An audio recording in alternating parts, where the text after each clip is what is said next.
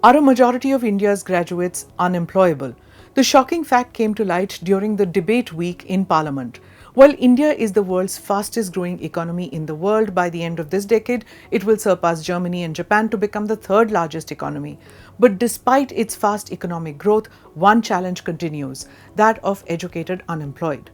The Economic Survey of 2023-24 brought out the dark reality that about 1 in 2 graduates straight out of Indian colleges is not employable. What is unemployment rate in India? What did the Economic Survey find? Is it a wake-up call for India? This is Quick Take, your quick guide. I'm Smita Prakash.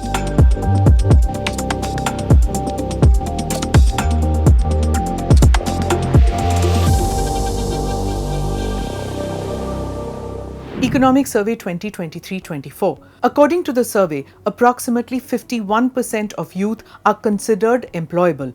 This means that 1 in 2 graduates is not readily employable straight out of college. The survey also found that 65% of India's rapidly growing population is under 35 and many of them lack the skills needed in today's economy.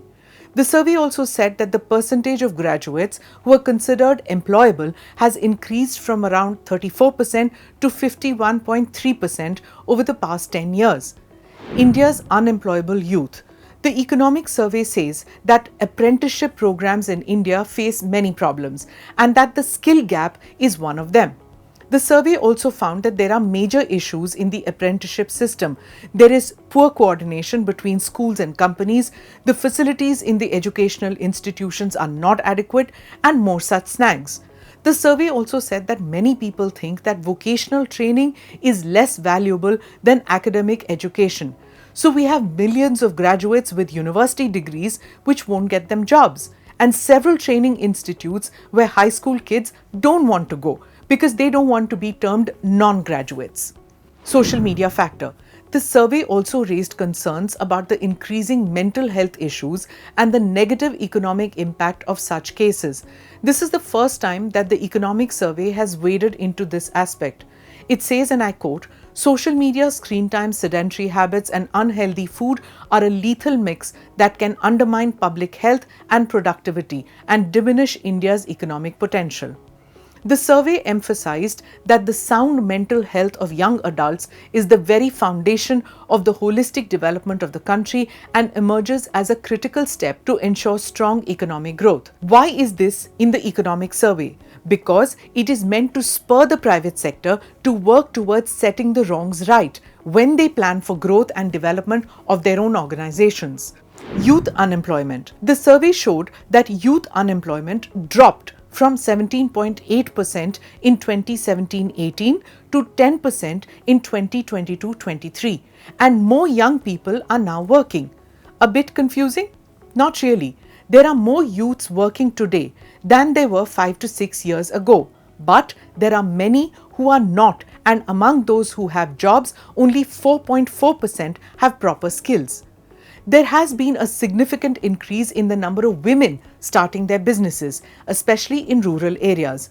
This has led to a rise in the number of women joining the labor force over the past 6 years. And that is probably the reason why the number of people considered employed has shown a rise. More women at the workplace. Whether they show up as wage earners or not is another story. Youth avoiding skill development training. Skill Development Ministry's report for 2022-23 says that very few Indians between 15 to 59 are receiving formal training. Many Indians view skill development as a last resort for those who haven't succeeded in formal education or those who have dropped out. It still doesn't have the respectability in semi-rural or urban areas.